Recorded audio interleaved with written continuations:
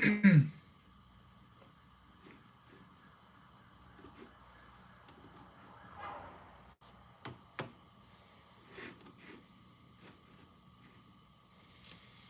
guys, welcome to the live session. I hope you guys are doing well. I welcome everyone who's going to be joining me today. And for those who are not aware, we are healthcare professionals working in the UK and training people in the UK as well. So we are healthcare professionals who train other therapists.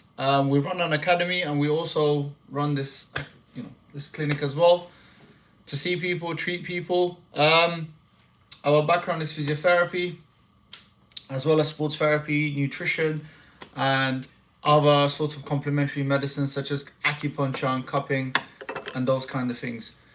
Do like the session, guys. Do share it. And we are running this session, so therefore I haven't been really active on here. So we're doing these sessions because we're not going to have any more time until Saturday to do these sessions, and there are a lot of people who may have questions. So we actually currently live on YouTube as well as TikTok. So this is for people who are interested in asking questions around health, because ultimately what we want to do, we want to discuss our content and take questions. Yeah. Let's fix this. It's better. So yes, guys, welcome to you all. That's better. So welcome, guys, welcome. We do these sessions so we can get questions from you guys. There are some individuals who normally come on here to talk about their interest in our courses in health and wellness, and hijama or cupping is one of the things that we are running next. So get in contact if that is something of interest of yours. Otherwise, have a look at the content that we normally post, and if you got any questions about that, you're more than welcome to ask. And normally people, they come onto these sessions, they also ask questions about management of their symptoms. We're not here to really diagnose you or to talk about medication or anything like that. We're rather here to discuss and educate people about management of conditions, especially those kind of conditions which are normally within our scope of practice. We focus highly on weight loss on these when it comes to these sessions as well, because there are plenty of people, they come on to these live sessions which we run, and they ask questions about weight management. So because we're running the session on YouTube and we're also running the session on TikTok, so we're on both, we can take questions on YouTube as well. So if you comment your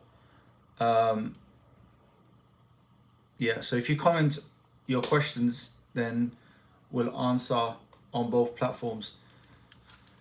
Yes, so guys, do like this session, do share it, and you are more than welcome to ask your questions. So if people are interested to know more about weight loss, then let me know, we can talk about that.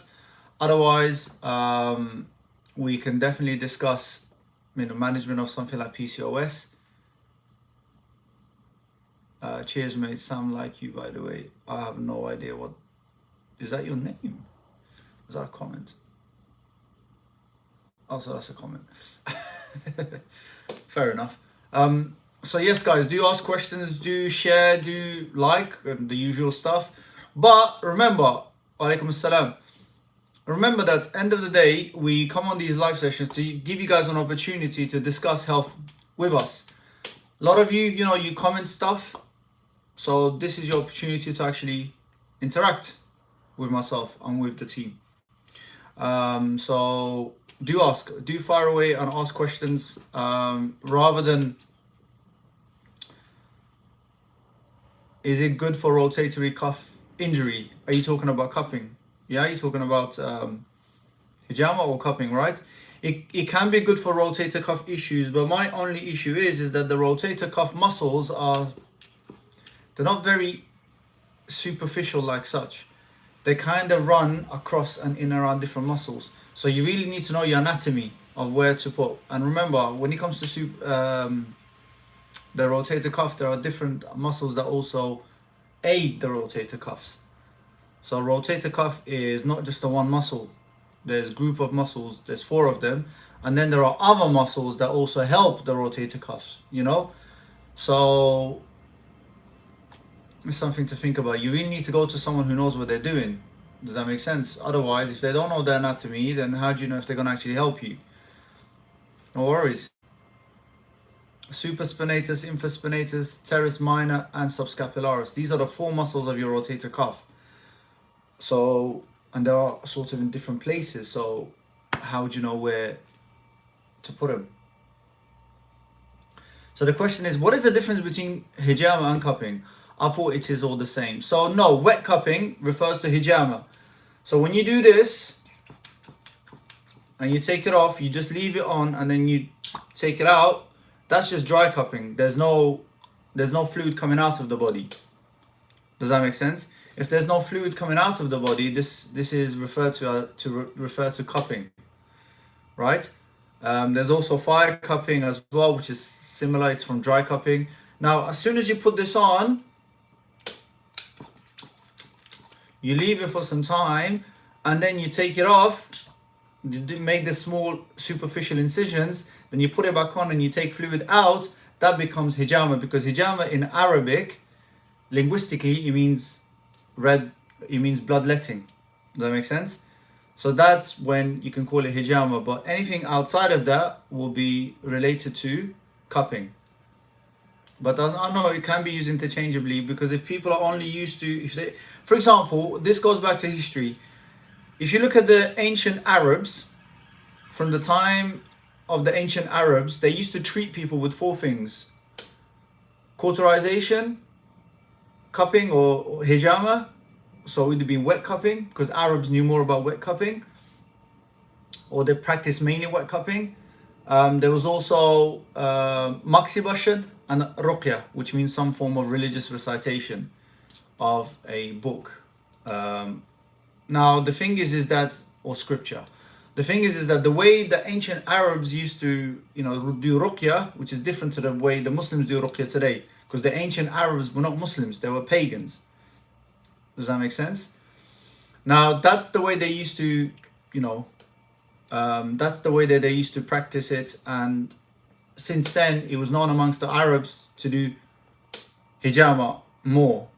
And then now, if you sort of talk about it amongst the Muslims, when they talk about hijama, they will say cupping, because it was only hijama that they were known for. Does that make sense? So they will say cupping, but they're talking about hijama. However, it's very important that we make that differentiation, because cupping does not mean hijama, because you can just put cup on and you do dry and take it off. Does that make sense?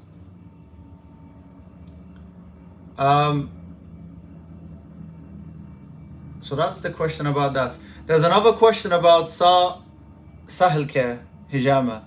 When placing the cup, sometimes you see flower-like images. What could that be? That I have no idea. I've never seen that before. I'm not sure. Can it be done about what can be done about bad posture? Let me see if there's any other questions before that. Haven't done cupping before. Is it good for skin and stuff? What can you tell a first timer? The first time I'll tell them that cupping can be quite nice in terms of bringing fluid to the surfaces of the skin. Yeah, it's good with tissue mobility underneath the skin. So if you have, even if you say something like an injury, or if you got like things like let's just say an injury, or you've been to the gym, for example, you work your muscles, you break the fibers, they need to again, recover. So when it does heal, sometimes the way it heals, it can leave adhesions. With something like cupping, because it's superficial muscles, you can try to do cupping, and especially things like dynamic cupping, to try to break those adhesions. Does that make sense? So you could do something like that as well. It really depends on why you want to get it done. If it's just for like skin and stuff, it's quite nice in terms of clearing things. You can call this like another way of doing deep moisturization with movement and fluid. Does that make sense? So that's that. Then we're going back to the question about when there's a question about, I don't know if you're still here. What can be done about bad posture, sir? Are you still here, the person who asked about posture? Guys, so I don't know how many people, I mean, it looks like there's only one person on YouTube that's watching. If you got any questions, you're more than welcome to ask.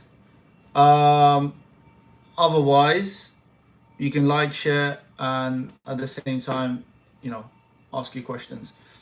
No worries. But there, look, it really depends on what the patient's goals are. It really does help to reduce, if you got some issues to do with, you know, stress mind and being stressful, then there's the therapeutic aspect of cupping as well, which does allow you to become quite relaxed. There's also this pain modulation effects, you know. So for example, if I had carpal tunnel pain, let's just say I had wrist pain, yeah. Nope, it keeps coming up because this is a bad cup. Probably need to change the cover. I'll keep using this for videos and it's becoming quite poor. So yeah, for something like carpal tunnel, look, you can do something like this. Yeah, you can do this at home as well. See if it fixes your carpal tunnel or not. Yeah, for carpal tunnel syndrome, very common that people get it.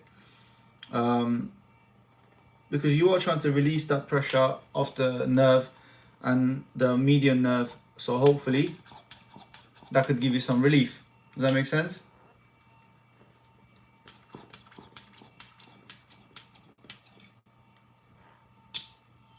And then for carpal tunnel, you can just remove it. See?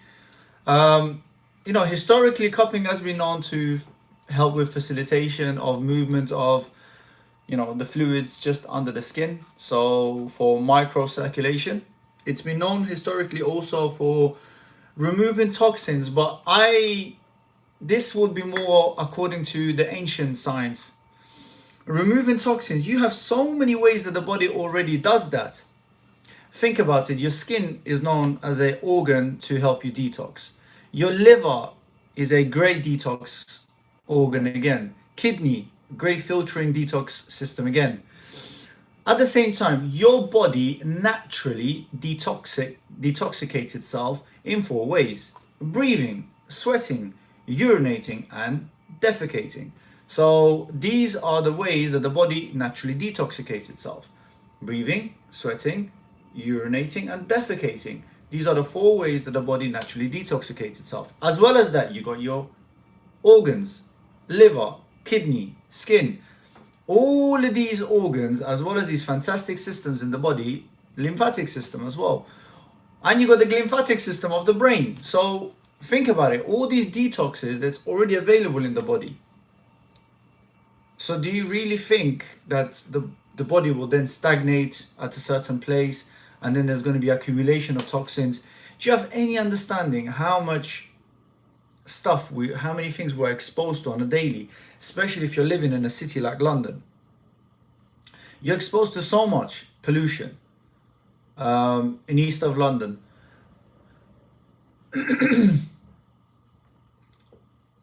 So we are based in east of London, yeah, UK. So you got so much that you're exposed to. Your body is doing a fantastic job. It's a fantastic system that helps with detoxicating yourself or cleaning you from all the exposure that you go through when you are especially living in a place like London. Yeah. Do I know anybody who's reliable that teaches hijama in Manchester? The answer would be no. And I'll be absolutely honest with you. If there was somebody who was teaching it like us, then I would have told you, yes, there's somebody that teaches it like this. Yeah. My question to you is, if you want to learn it properly, I would ask you to strongly consider dedicating some weekends and you come and learn from us. Otherwise, you can wait, because we are planning a course in Manchester, but that's going to be next year. Yeah. However, we do have the course coming up in November here in London.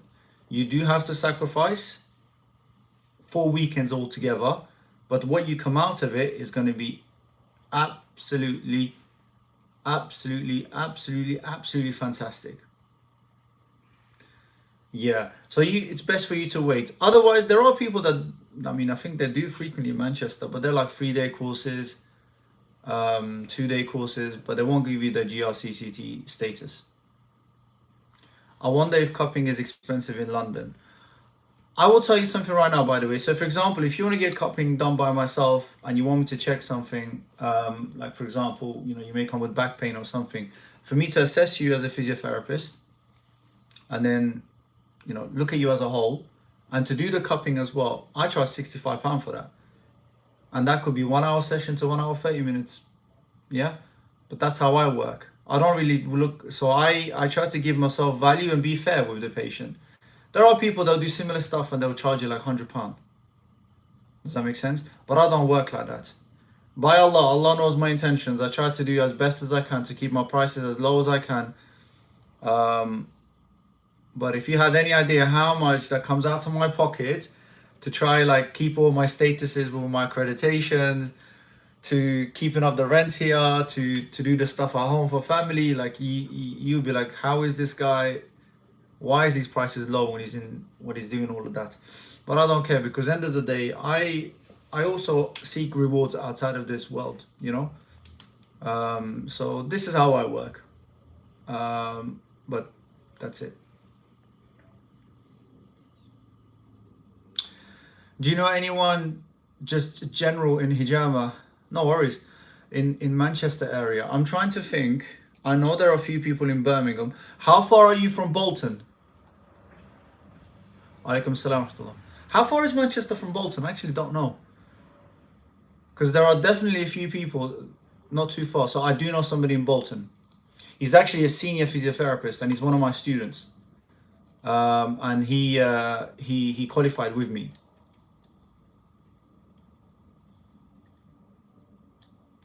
Alaikum salam. Yes, do WhatsApp me. Yeah, he's a senior physiotherapist and he knows his stuff, mashallah. I would say, Gemma, I hope you're well. Sorry. I didn't mean to ignore you. Good morning to you. I hope you are absolutely doing fantastic. How's your back pain and stuff? Yeah, so he's brilliant. He's actually, so he's a senior physiotherapist compared to me. I could learn a lot from him when it comes to physiotherapy stuff. And he actually done a course with me. His review is there, by the way. He's on our TikTok. He's the senior brother with a grey shirt, and I think we titled it "Say Physiotherapist." And he done the course with us in August, and he's fully qualified. He's fully passed and everything. You definitely can. Oh, nice. Thank you, Susan. You can definitely be treated by him. I absolutely trust him to treat you, as long as he's running his physio services. But I don't know how much he's cupping services. But I don't know how much he's gonna charge. That's one thing, because we don't have any in sort of any influence on their prices. We give them the qualifications and whatever. We train them, but we don't do anything besides that. Is cupping good for lowering cholesterol? The bottom line answer is absolutely not. And I'll tell you why. Cholesterol issues are deep metabolic systemic issue. When you're doing cupping, you're not having an impact on systemic level. People need to seriously understand that. The volume of the amount of the red fluid or blood that comes out of the body, it's barely going to have an impact on your cholesterol. Even if there is some cholesterol that comes out of the body, it's not going to be impactful to have any difference on your overall total cholesterol in your systemic circulation. Does that make sense? When it comes to cholesterol issues, it is a group of problems to do with multiple systems plus an organ in the human body. Cupping does not simply penetrate deep enough to go and tap into anything to do with the deep arteries, which is affected by cholesterol. If it is affected by cholesterol, because if you got cholesterol issues, and then you also got something like atherosclerosis, and you got something like buildup of plaque and all of that, cupping will do absolutely nothing to reduce that. I will absolutely be honest with you. I could make money by telling you, yes, they can. And I promise you, I can bring a study to support me lying to you that cupping can reduce cholesterol. Here it is. Here's the study. Come see me. Give me £80. I'll do the session. And trust me, you need to get 4 of these done. You're going to be better. You're going to go home and thinking, you know what? Yeah, this is looks like I'm under the right care. Because the guy showed me his evidence. And I've heard that cupping can reduce cholesterol. And, you know, he's a healthcare professional. And, you know, he told me that it's going to help me. And he's doing it and he's treating me. You can be under this sort of la-la land, I call it la-la land, thinking that this particular therapy, which is very old, and for some reason we seem to have a vendetta against the Western practice and doctors, and all of a sudden less trained people in medicine, some of them no training in medicine whatsoever, just cupping, have better understanding of cholesterol than the doctors who've dedicated most of their life to studying these things, working with these things, dealing with patients after patients after patients, specializing in these things. What kind of a backwards thinking is that? See, this is what I mean. So people are being tricked left, right and center. Doctors, I'm telling you right now, have you ever worked with a doctor? Vidici. Have you ever worked with a doctor? Have you ever sat, spoken and ate with a doctor? Have you seen a patient with a doctor together? Have you spoke to a doctor about the intentions of how they want to help people? Yeah, but knowing few doctors, everybody's have somebody who's a doctor in their circle. I'm asking you actually sitting down with a group of doctors and trying to understand how they want to help a patient. Multidisciplinary team meetings. These kind of situations. If you've never been in these situations, you don't know how doctors are. I promise you. If somebody has never been in these situations, you're never going to understand how a doctor is. Because when you sit in these meetings, I'm not a doctor by the way, but I've worked with doctors. Because as a physiotherapist, when you're working in specialist cares, like I worked in cystic fibrosis, ICU, orthopedics and trauma, I've worked in the stroke unit. So I had to sit with doctors multiple times to discuss what are we going to do with a patient. And trust me, doctors don't want to put you on tablets. They don't. This is the biggest misconception. The reason why they want to put you on tablets is because they turn around and they think, you know what? This guy's not going to do anything. I need to try keep him alive. This is why they put you on tablets, because this is the best course of action. It's always benefits versus the risks. In fact, how many of you guys know that actually dealt with somebody who had these cholesterol issues and that you went to multiple GP appointments before the doctor said, you know what, take these medications? Because they give you a chance to go and improve yourself. They tell you, look, this is what's shown in your blood system. This is what's shown in the results. You need to look at this. You need to look at that. And afterwards, when you come back to them and nothing has changed, they're like, you know what, this guy can't keep himself alive. I need to keep him alive. So then they give you all this stuff. The doctors are not there to keep you healthy. The doctors are not there to make you healthy. The doctors are there to make sure that you stay alive. For you, it's your job to be healthy. I'm sorry about that, Susan.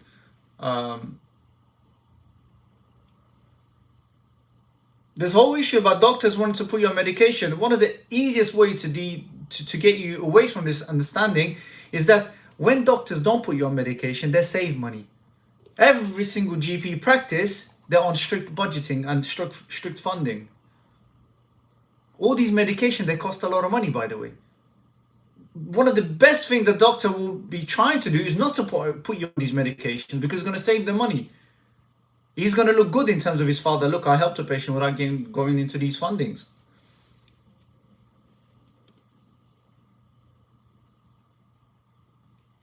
I'm a pharmacist and a med student and I agree with you 100%. What else do I need to say? Everybody's blaming doctors this and doctors that. The doctor does not control these two, by the way, yeah? The doctor doesn't control this. The doctor doesn't control your legs. The doctor doesn't control this. God has given you thinking intelligence. He's given you hands. He's given you legs. What have you done with that? You abused your body. some things are out of our control. You know, you have kids and stuff like that. It's difficult. I understand that. Not everybody's the same.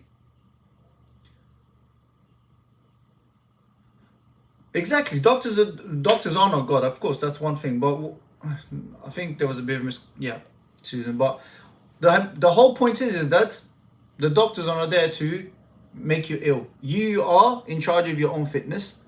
You are in charge of your own health. Yeah. Anyway, that's a whole. What did you say, Gemma? Let me go back to Gemma's comment. Gemma gets priority here. Let's see. Have a lovely day heading to. Oh, she's gone. Take care, Gemma. I'll see you soon on here again. No, but people are blaming the doctors. That's the problem. Not saying you might be, but this whole understanding of all doctors are here to, you know, unalive us. The doctors are here to put on meds. This is the biggest misunderstanding about doctors. In fact, this is absolutely disrespect to the same people who've dedicated their life to helping people, saving people, being in operation rooms. How could you blame these people in the society? You should be crowning these people. These are the type of society, these are the people in the society that you should be putting them above everybody else. Doctors, teachers. These are the people that need to be crowned in the society. These are the biggest people here that needs to be, what's the word I'm looking for? It's not coming to my head. The doctors are the people in the society that one needs to absolutely appreciate to the max.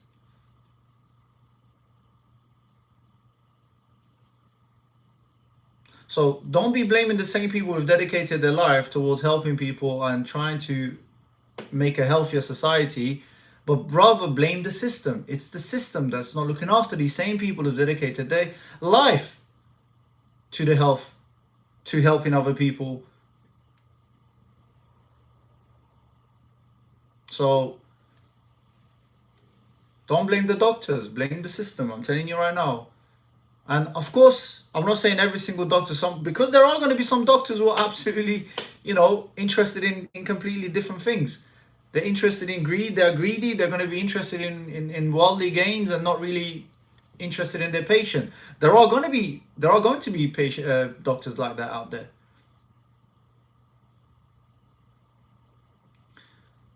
But end of the day, if we are going to be going around having this mentality that, oh, the Western medicine is like this, the doctors are trying to unalive us, they just want to put on meds, they don't want to really help us to become healthy, they don't want to do this for us, they don't want to do that for us. Who on earth told you in the first place that that's the responsibility of the doctor? That's your own responsibility. Your health, it's in the name. Your health, it's your responsibility. I know some fantastic doctors out there. My God, they will do so much for their patients. It's unbelievable. And imagine if they see that this is the way that people talk about them. It's very, very demoralizing. That's why the doctors are leaving their field.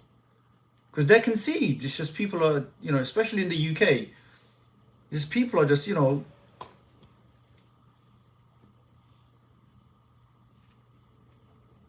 going to be pediatric doctor. Oh, absolutely fantastic.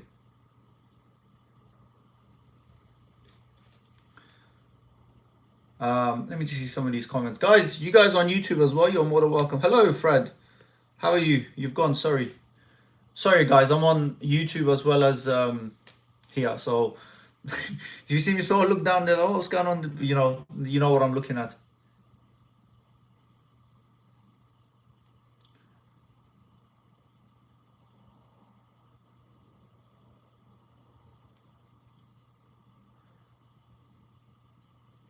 What is this about? Hold on. The good ones are trying the best. Yeah, so true. Now you have coaches and therapists. Oh God, do not SEL. Do not even get me started on that. Oh my Lord. Do not get me started on that.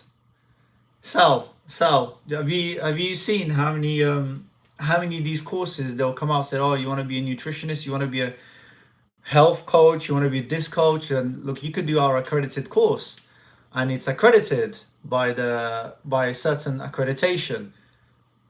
And have you looked into those accreditors as well?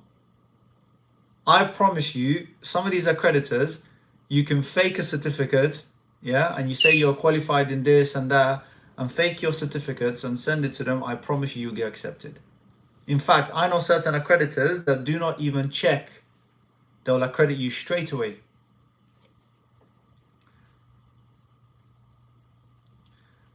No, I'm talking about accreditors. So you know these professional associations. I'm talking about those guys.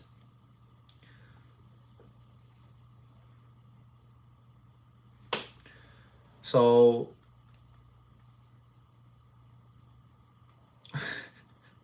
Emmy, what's this?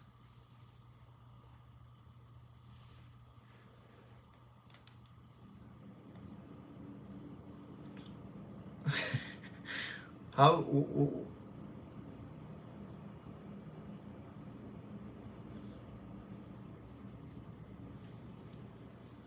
All right, yeah. So these are it's an interesting comment, that because what it is that a lot of people actually sell their courses to say like, oh look, so they don't make that differentiation. They just say, oh, it's accredited, you're going to become an accredited therapist, and all these professional associations, they actually push it like that as well. Yeah, I know what you meant. You mean like a professional governing body, like a regulated sort of a governing body as well. Um, yeah. So that would be more like regulations. No, but you and I were both were talking about those unregulated stuff.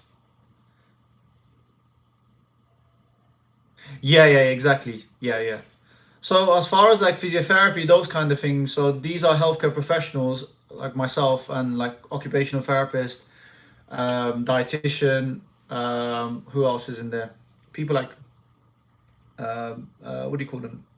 The people that come in the ambulance. What are they called again? Uh, what are they called again? You know the people that come in the ambulance? Paramedics, my lord, yes. Paramedics as well. So those guys, they're all under the HCPC, the Health and Care Professions Council.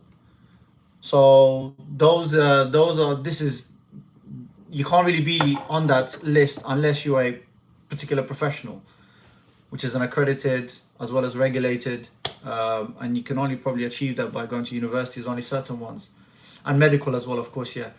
However, for complementary therapies like I mean, chiropractors, they'll have their own thing going on, similar to osteopaths. But something like acupuncture, cupping, massage is actually one of the things that can be regulated. But it has to be somebody, someone like Ofquel. Take it, Emmy. See ya. So Ofquel regulates sports massage courses.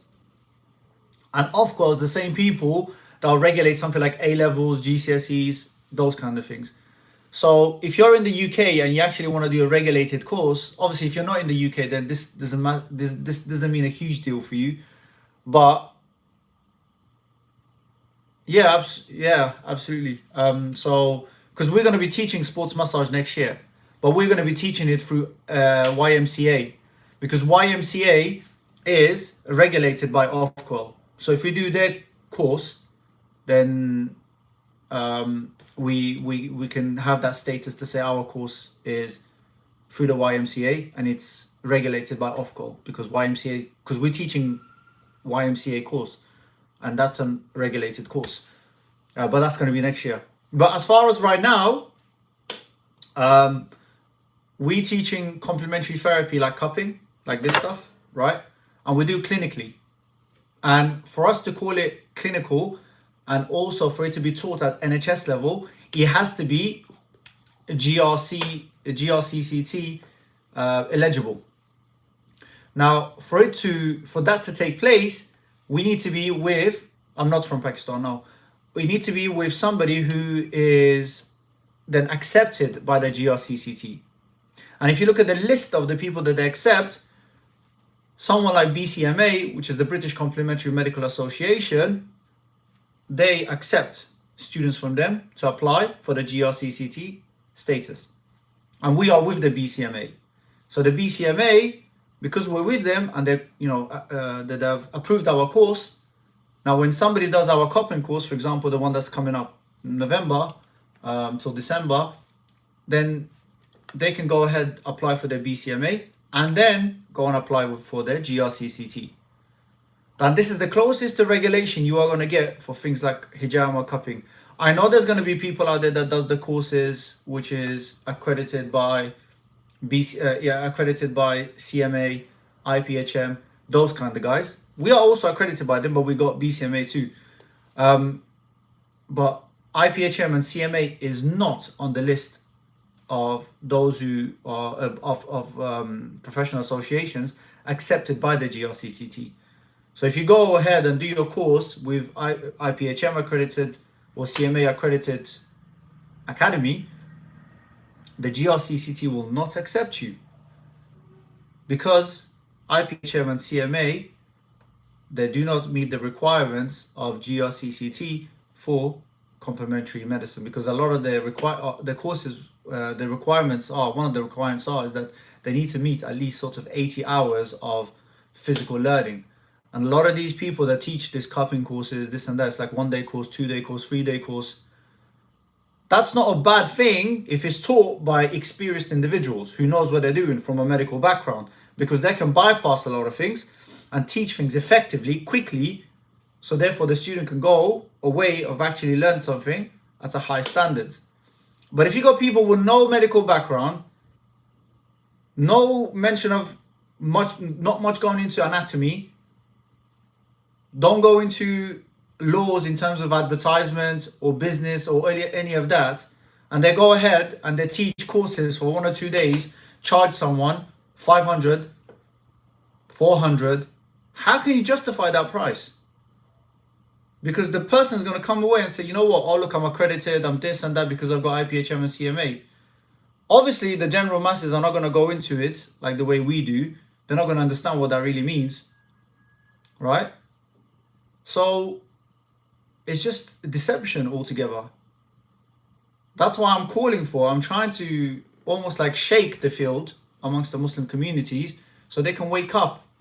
You can't simply teach a course just because you've been a therapist for 2 years or 3 years. That doesn't qualify you to teach a course. You yourself, a lot of them out there like this, by the way. You can see from one of my videos from yesterday that was a patient to me complaining about how they went to see a hijama therapist and they left them with more sciatic related pains. They got sciatica now. Whereas before, their sciatica related symptoms were not really there. Not only they made the symptoms worse for them, but it also left the marks on their body.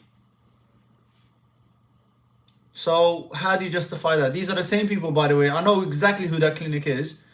They teach as well. And at the same time, because they got something like 2,000 reviews, 4.9 on Google, people are just going to keep going to them. But they don't know the reality. And that individual that's in the video is not the first person to complain to me about them. I've had multiple people on here, in fact, complain about them to me. One individual in particular said how they messed his back and his dad's back. Imagine that. So, I don't know. All I'm calling for is a better practice, more professional practice. And for us in the UK to become better at this practice of hijama, right? We need to make sure that at least it's at the status of GRCCT.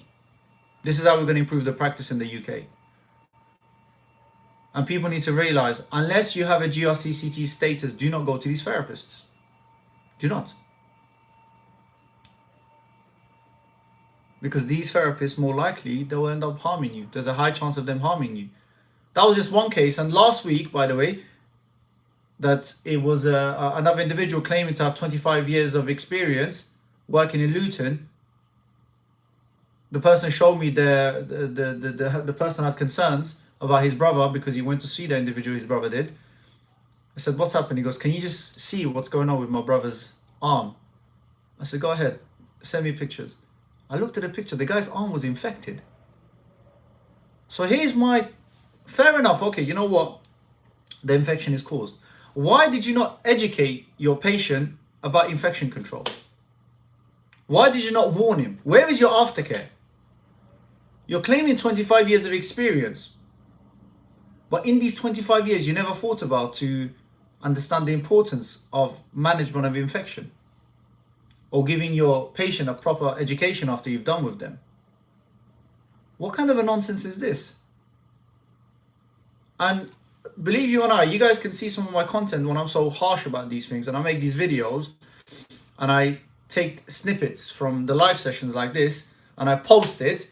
People are taking those videos, put it on something like Facebook or whatever, and they're mocking it, saying, oh, this guy is against hijama, this guy's against this and against that. I'm not against anything. I'm against poor practice. You can see. Abez, I have no idea what you're asking.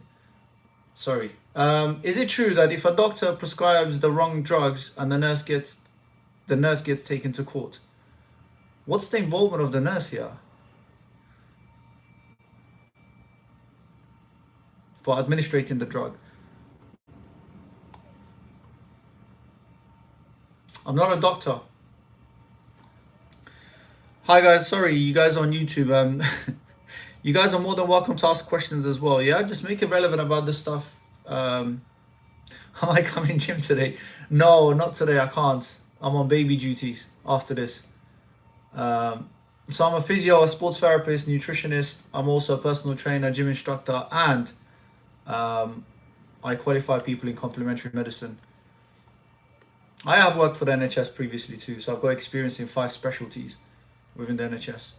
And we run a clinic in London doing complementary therapy like acupuncture, these things, cupping and stuff like that. All right, so I've never chewed on frankincense before. No, I haven't. Oh nice, I have a level 3 sports diploma. Is that something that I would be able to get into? Absolutely, yeah, easily. So for example, if you wanted to learn cupping, yeah, you can. We have November to December course coming up. So somebody like you meet all the prerequisites for that. You'll be qualified with us, and then there's 4 accreditors or accreditations. But one of them is BCMA. And then once you have your BCMA, then you can go ahead and apply for the GRCCT status, which is the General Regulatory Council for Complementary Therapies. And this is the closest you're going to get to regulation when it comes to these therapies. And it's actually a very high one. And you can probably put it on your certificate. We can put it on your certificates. And you yourself can put it on your advertisements and stuff like that. Because they practice or they only take on students who are up to NHS level of practice. Scam. Okay, no problem.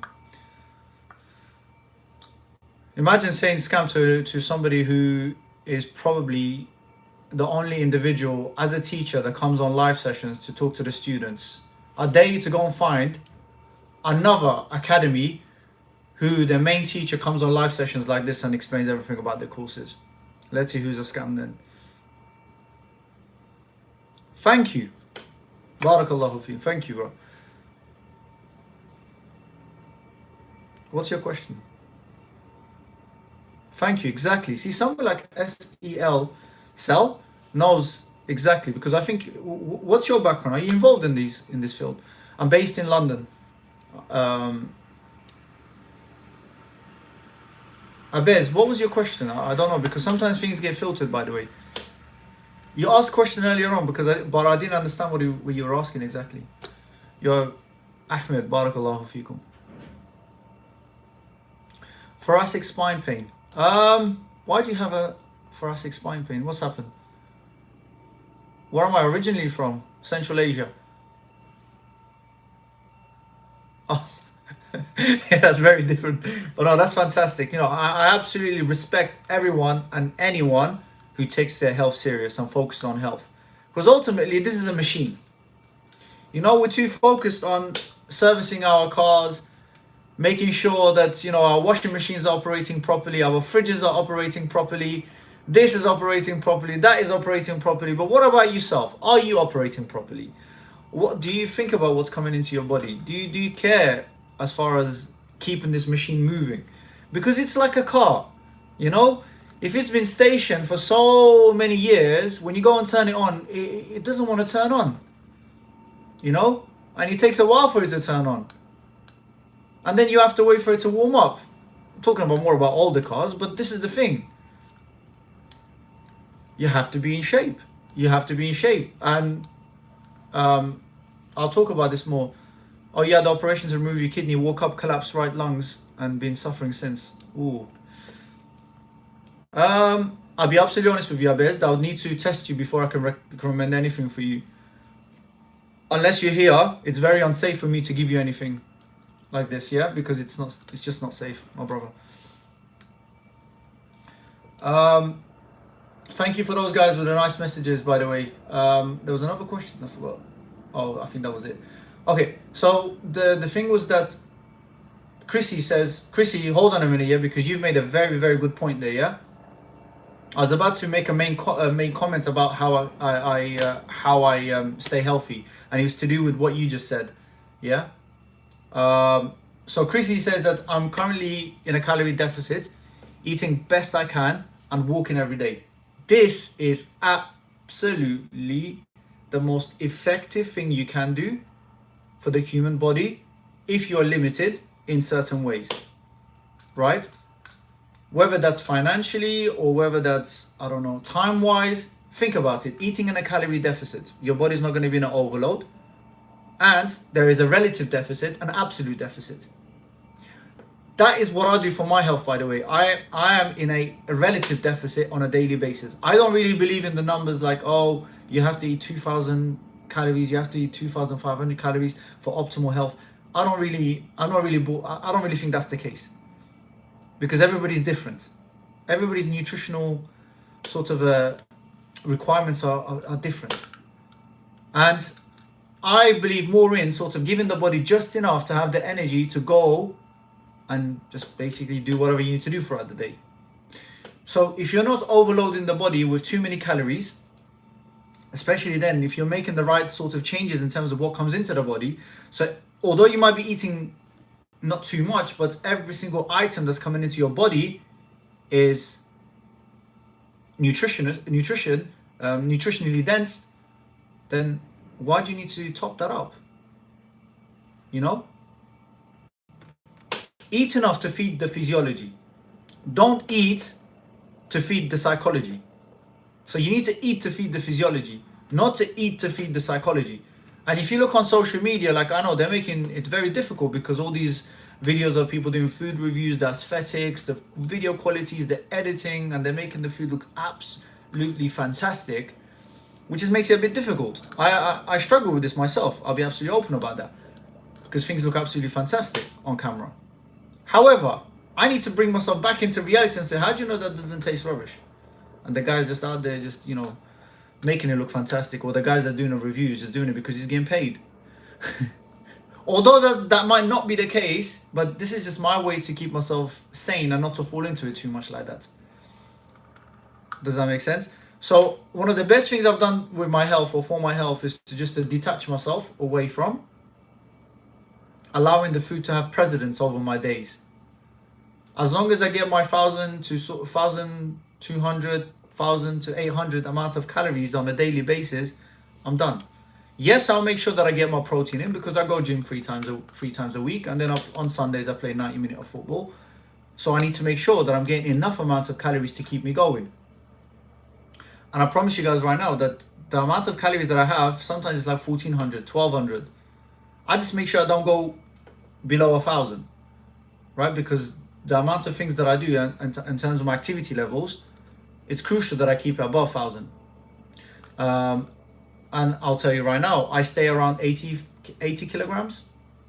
I'm sort of around 80, 81, 82, but I never go above 84. And if you see some of the things that I eat, you'll be absolutely shocked. We're talking about from meal deals to chocolate bars to cakes to pizzas, whatever. But I have I have a certain way of looking at it. I don't really look up food. I don't blame the food for the problems. Does that make sense? So I estimate the amount of calories each item has. And say, for example, the way I look at food, and hold on a second, Nick. So the way I look at food, say for example that I may have a wedding or something that's coming up, right? Rather than going into that wedding thinking, no, I can't eat this and I can't eat that. I enjoy whatever. However, I do understand that I do need to compensate. So the next day, I'll be in less deficit compared to before. And he allows me, I never look at it as a daily thing. I actually look at it as a weekly thing. So he allows me to fully maintain control of my food, calories, and enjoy what I do. Enjoy what I do and enjoy what I have. By never demonizing any type of food ever. And this is a lesson that I actually take from Islam. Islam teaches you that this stuff is barakah. I'm based in East London. So I walk with my feet pointing outwards. I don't recall having any hip issues. No, you definitely have hip issues when it comes to walking outwards. Yeah, so you probably have some form of misalignment or some form of, hip, what do you call it? Not misalignments, but rather some form of muscle imbalance as well. So it may not, it sounds like something, oh God, there's a misalignment, oh, there's a, imbalance, oh, there's something wrong with, no, because it's very common for people to have this. In fact, all of us on a daily basis have some form of imbalance, some form of misalignment. Sometimes it corrects on its own. The way you keep yourself moving, it corrects on its own. Sometimes you need a little bit of exercise to work with the muscle, because ultimately you have to understand, go back to your basics. It's not about your thighs, it's about what's beyond your thighs. It's about how your hips are held in its place. You understand? Like the ball and socket. Look. Look at this structure. You don't know what's going, because all of this area, your muscles are surrounding, and all this soft tissue is surrounding this. You don't know how this is held. Do you understand? You don't know how this is held. This could be held like that, it could be held like this.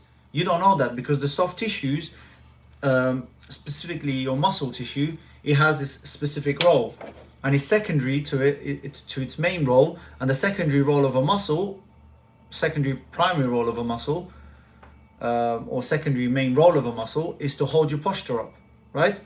So your muscles in and around your hips, they have that huge role of making sure that there's a joint equilibrium, meaning that there's a balances of the forces to keep the hip in its particular place.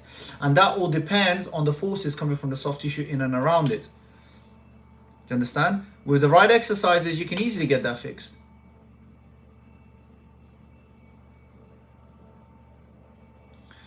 That is some form of retraining. Yeah, so that is some form of training, which you can do. It may help the issue, yeah. But it's not going to be as helpful as you going to the gym, and in particular working with your abductors, adductors. So those are the machines that you go to the gym and you take your legs out, bring it back in, those kind of exercise. But that doesn't mean that you ignore your hip flexors, hip extensors. You can use you can do body weighted squats as well. That'll be helpful. As well as the hack squat as well. That'll be helpful, much safer. I prefer the hack squat compared to the body weighted squats, in fact. So yeah, there's a lot that you can do. It's not a big problem what you're going through. It's just a matter of educating yourself about it. I was doing deadlifts yesterday and my bicep popped, and it's further up than normal. Any idea? No, you need to. That's probably a bicep tendon tear. You need to see your GP, or you need to go to the hospital just to make sure what's going on. I suspect there's some form of a tear there, but you need to get checked out. Was there any other question? I feel like I've missed a question by someone.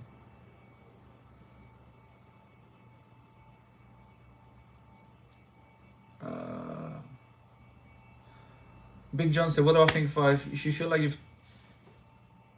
I'm not a doctor.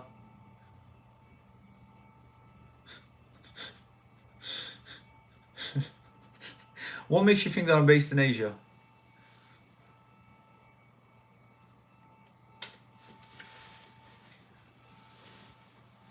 Let's hear it, Nick. Let's expose Nick, because I know what you're trying to do. Go on, what makes you think I'm in Asia?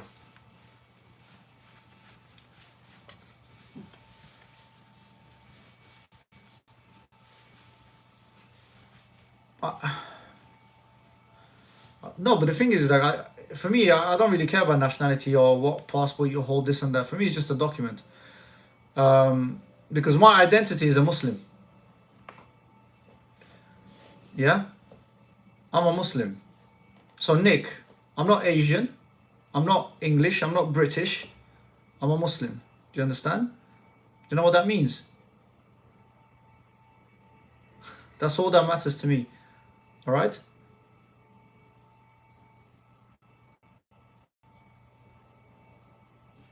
No, for me, all the identity that I have. So if people want to say, um, are you British? Or are you this? Talking about where I'm actually from, or are you sort of, are you Asian? Are you Pakistani? Are you this and that? No. All you need to know that I'm a Muslim. That's all I care about. Any other identity you can throw it in the bin. I don't care about it. As far as me being a Muslim, I'm a Muslim. Yes, Nick. So you can, whatever you got going on in your mind, yeah, take it elsewhere, boss.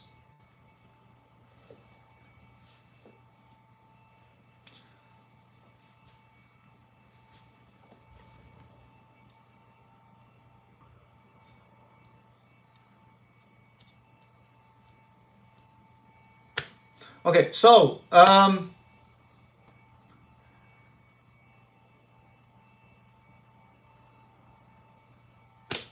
Dean, L4 and L5 herniated disc, 2 previous surgeries. I'm reasonably fit.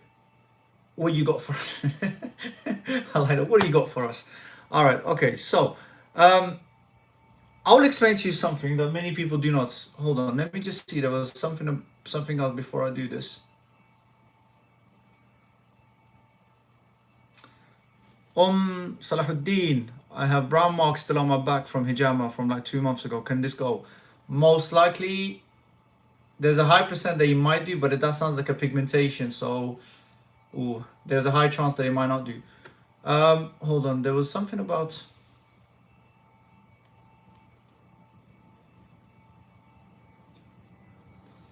Yeah. Okay. So, Dean, are you still here? You're talking about the L4 and L5 problems, right?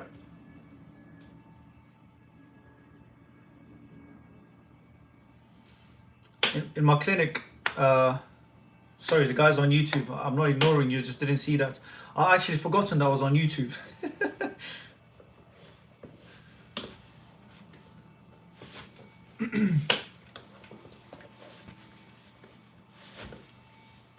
Dean, are you still here? Sorry.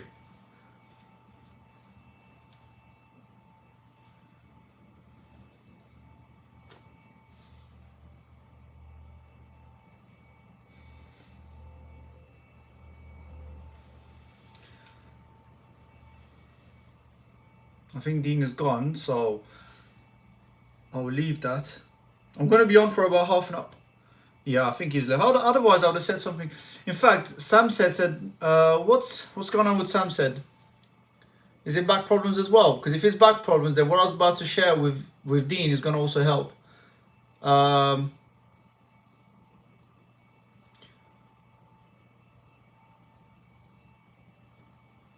Sam said shooting pain in the knee. Was it knee or was it the hip? What was it? Was it the back?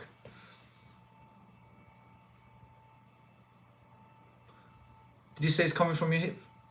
From knee to hip. Okay, that's fine because that's still going to be relevant. Let me explain to you something that many people do not talk about. So hold on a sec.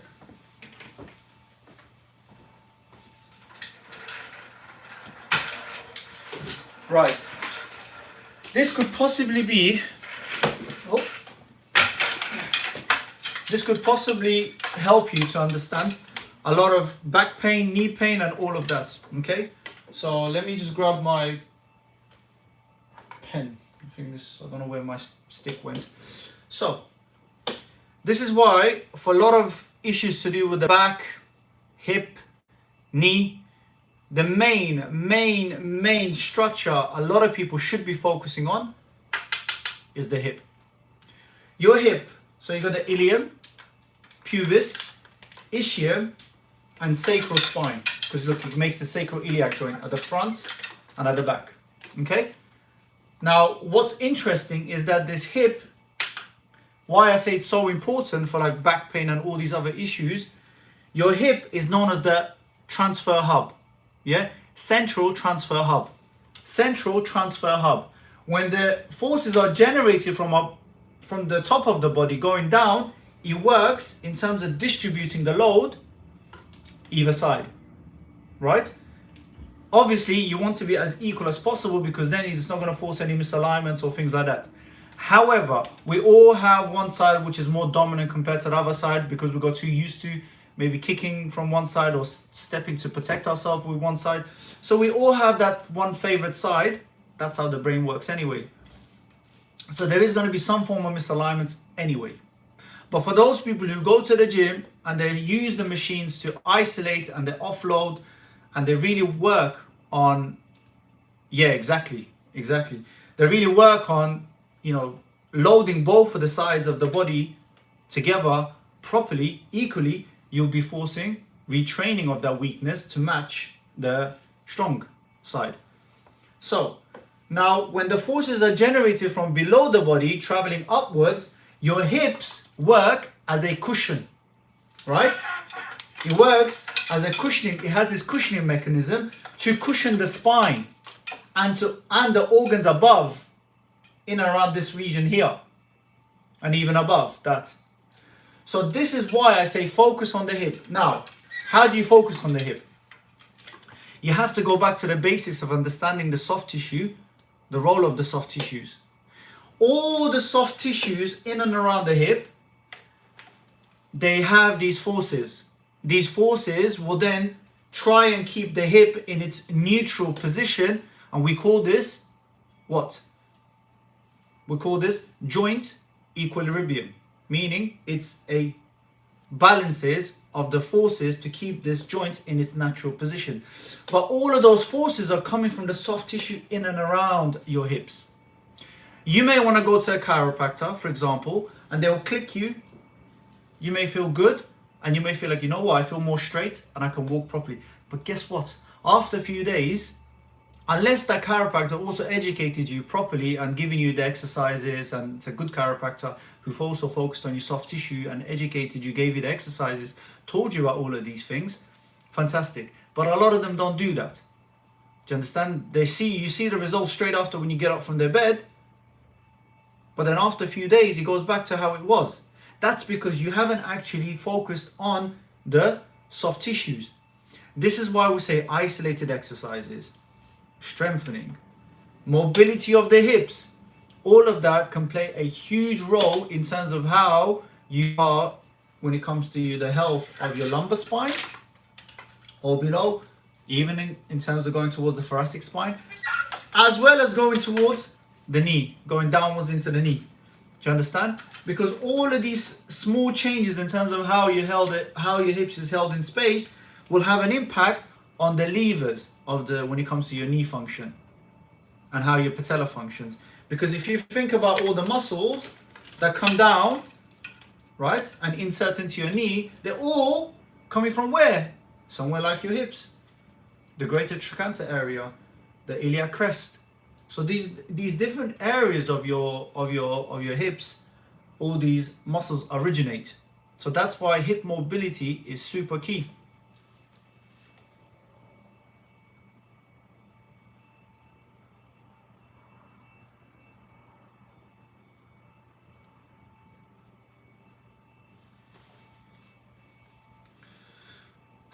Did that make sense, guys?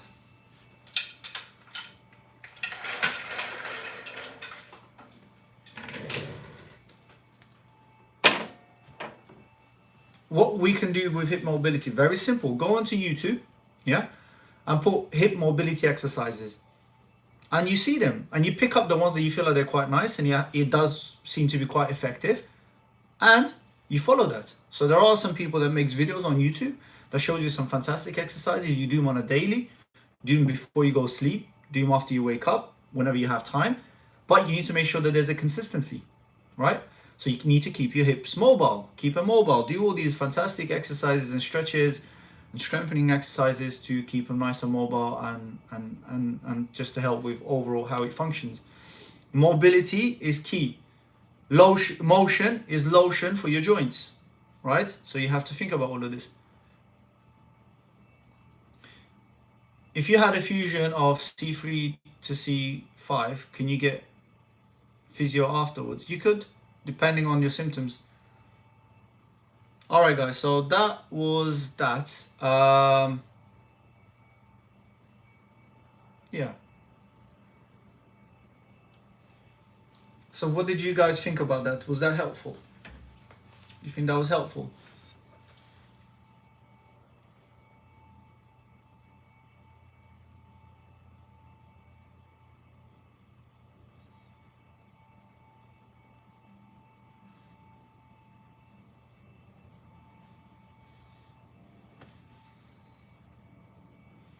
No worries.